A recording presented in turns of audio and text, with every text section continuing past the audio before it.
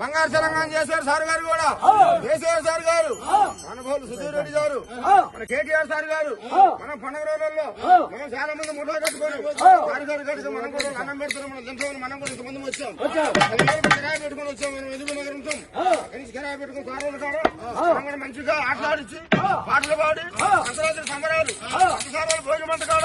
ఎంత అదృష్టం ఉంటే ఎదురు రావాలి ఇక్కడికి ద్వారా పడుతూ